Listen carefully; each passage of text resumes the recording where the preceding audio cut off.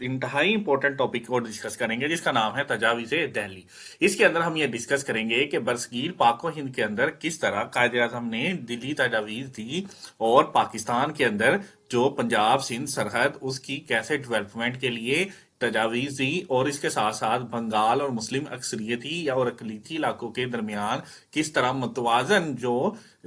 मराहत को तकसीम करने का प्लान दिया, इसकी हम डिटेल को जानते हैं। आप एक बार ये बरसगीर पाक हिंद का 1947 से पहले प्री पार्टीशन एक मैप देख लें ताकि आपको समझने में आसानी हो।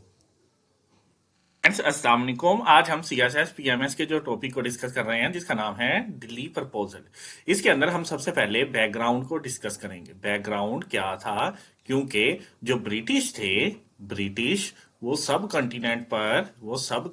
पर हुक्मरानी कर रहे थे। सब कंटिनेंट पर हुक्मरानी कर रहे थे और उस हुक्मरानी को वो एक कॉन्स्टिट्यूशन के जरिए चलाना चाहते थे। और इसी कॉन्स्टिट्यूशन का जो 1909 के अंदर एक पहला स्टेप उठाया गया जिसके अंदर मुसलमान बाकायदा तौर पर शरीक हुए और जुदागाना इंतखाब को एक्सेप्ट किया गया। इसके बाद 1990 के अंदर दोबारा जो एक रिफॉर्म्स आई, इसके बाद अब 1927 के अंदर एक रिफॉर्म्स आनी थी जिसके जरिए बरसगीर का जो मुकम्मल निज़ाम था वो चलाया जाना था। लेकिन अब जो कंट्राडिक्शन आ रही थी कि 1927 के कॉन्स्टिट्यूशन जो रिफॉर्म से पहले जो मुसलमान मुसलमान और हिंदू थे, इनके दरमियान बहुत से मामलात पर इख्तलाफात थे। इनके दरमियान बहुत से मामलात पर इख्तलाफात थे और वो इख्तलाफात शुरू ही से चले आ रहे थे। लेकिन लखनऊ पैक्ट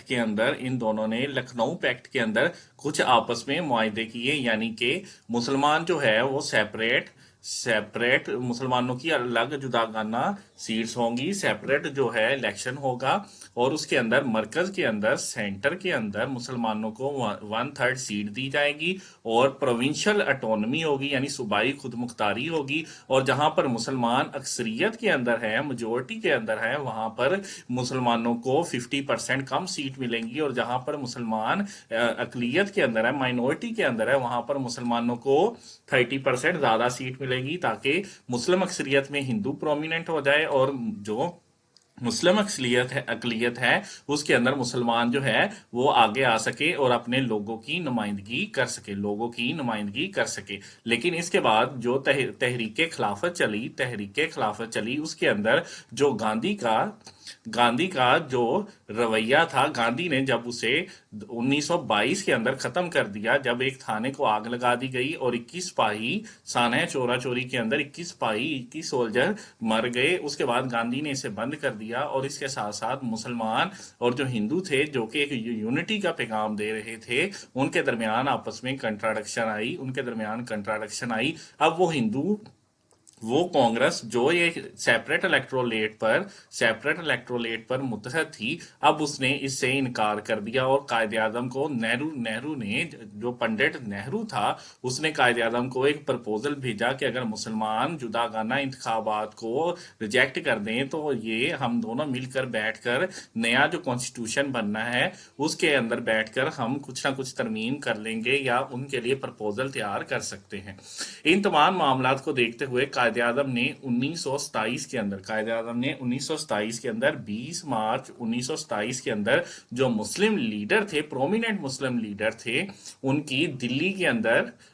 अंदर एक मीटिंग बुलवाई ताकि हम सेपरेट इलेक्टोरेट को खत्म कर सकें या इसके अल्टरनेट हम ऐसी तजावीज़ दे सकें ताकि हमारा यानी हिंदुओं का और मुसलमानों का आपस में इत्तेफाक हो और जो नया आने वाला कॉन्स्टिट्यूशन है उसके अंदर दोनों को बुनियादी हकूक फराहम किए जा सके। यह है दिल्ली प्रपोजल का मुकम्मल बैकग्राउंड। अब हम दिल्ली प्रपोजल को डिस्कस करेंगे, फिर दिल्ली प्रपोजल के आने वाले जो आफ्टर शॉक से उन्हें डिस्कस करेंगे।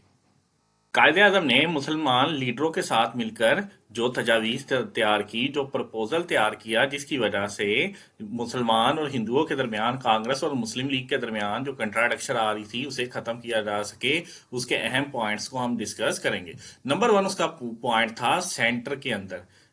के अंदर कायदे आजम ने कहा कि हमें 1/3 सीट दी जाए, यानी सेंट्रल लेजिस्लेटिव काउंसिल के अंदर हमें 1/3 सीट दी जाए और इसके साथ साथ जो वीटो का इख्तियार दिया जाए, यानी अगर किसी जमात के 3/4 लोग यानी तीसरा हिस्सा चार में से वो किसी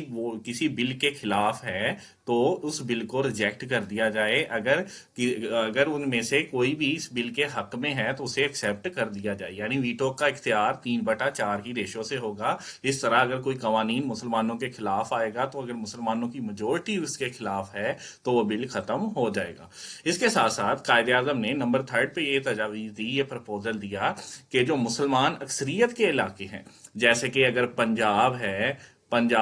बंगाल है, उसके साथ साथ सिंध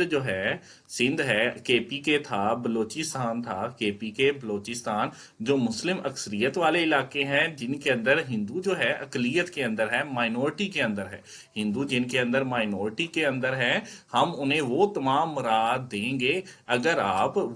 आप वो तमाम इलाके, जैसे कि यूनाइटेड प्रोविनेंस था, सेंट्रल प्रोविनेंस था, मुंबई था, मुंबई मदारस, और इसके साथ साथ बिहार बिहार असम, और ये तमाम जो इलाके हैं जिनके अंदर जो हिंदू थे वो मेजोरिटी के अंदर है और मुसलमान माइनॉरिटी के अंदर है, इसके अंदर अगर आप मुसलमानों को वही हकूक देंगे, वही तमाम मराद देंगे, तो हम भी जहां पर हिंदू अकलियत है उन्हें वो तमाम मराद देंगे, यानी इस तरह जो अकलियत है उन्हें प्रोटेक्शन मिलेगी। इसके साथ साथ कायदे आजम ने जो नेक्स्ट तजावीज़ दी वो आप इस मैप के जरिए समझे, जो कि पाकिस्तान का मैप है। कायदे आजम ने कहा कि ये वाला जो पंजाब और इधर जो बंगाल है, पंजाब के अंदर और बंगाल के अंदर, क्योंकि मुसलमानों की अक्सरियत है तो यहाँ मुसलमानों की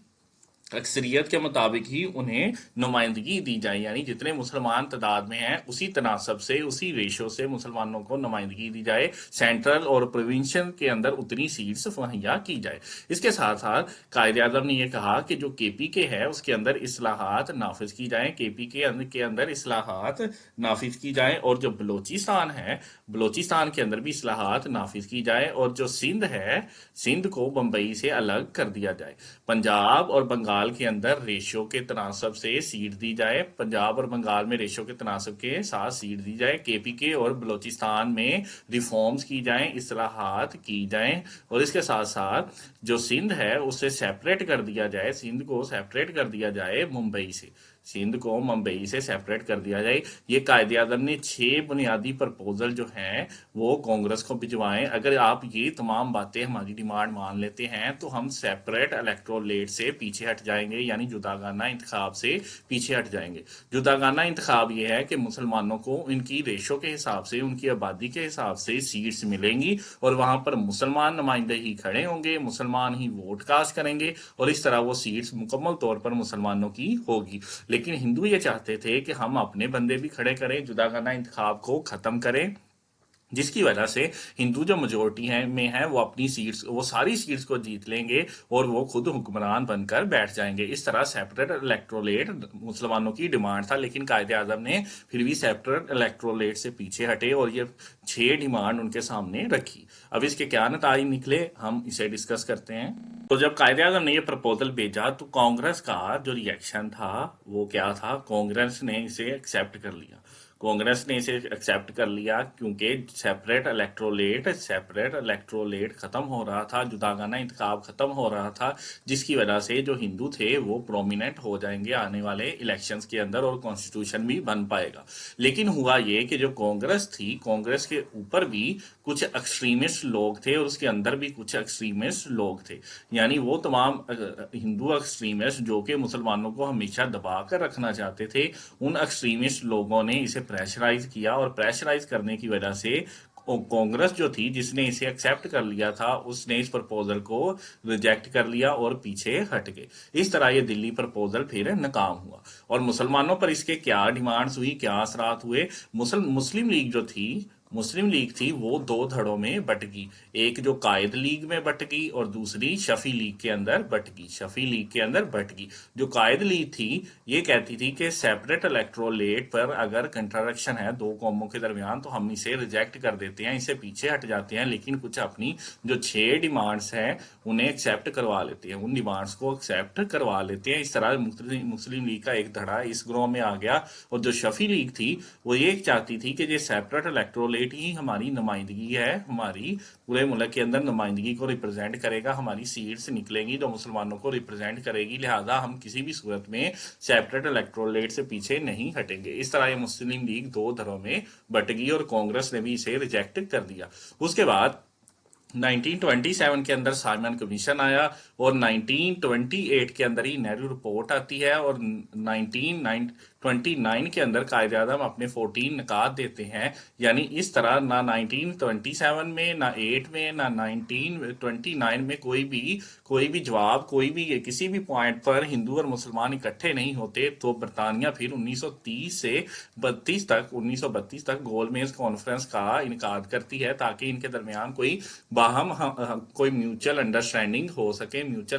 हो सके, लेकिन वो म्यूचुअल अंडरस्टैंडिंग भी नहीं होती। फिर बरतानिया खुद 1935 के अंदर एक कॉन्स्टिट्यूशन देता है, जिस कॉन्स्टिट्यूशन के तहत 1937 के अंदर इंतखाबात होते हैं और जो कांग्रेस जो है उसमें लीड करती है, जीत जाती है और 11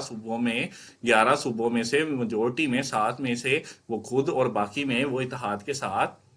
जो है हुकूमत बनाती है। और कांग्रेस मिनिस्ट्रीज के अंदर मुस्लिम्स पर इंतहाई ज़्यादा तशद्दुद किया जाता है, मजहबी तशद्दुद भी होता है और सियासी भी, और इसके साथ साथ माशी भी, और मुसलमानों पर जॉब्स के दरवाजे भी बंद कर दिए जाते हैं। फिर वो वर्ल्ड वार 2 के अंदर ब्रिटिश को प्रेशराइज करने के लिए रिजाइन देते हैं। उसके बाद कायदे आज़म असल गेम खेलते हैं और क़याम पाकिस्तान का 1940 के अंदर मुतालबा करते हैं और ये मुतालबा 1947 के अंदर क़याम पाकिस्तान के क़याम के साथ ही इख्तिताम पजीर होता है। इस तरह 1947 के अंदर कायदे आज़म का पाकिस्तान एक दुनिया के नक्शे पर रिप्रेजेंट होता है। अगर आप CSS की तैयारी कर रहे हैं तो आपको किसी भी सब्जेक्ट में इशू है तो आप स्कॉलर अकेडमी को विजिट करें। इब्रार अहमद को इजाज़त दीजिए, शुक्रिया। अगर आप किसी भी मुकाबला जाती इम्तिहान CSS, PMS, PPSC के लिए परेशान हैं तो परेशानी छोड़िए और स्कॉलर अकेडमी को सब्सक्राइब कीजिए और मुस्तकबिल को बेहतर बनाइए।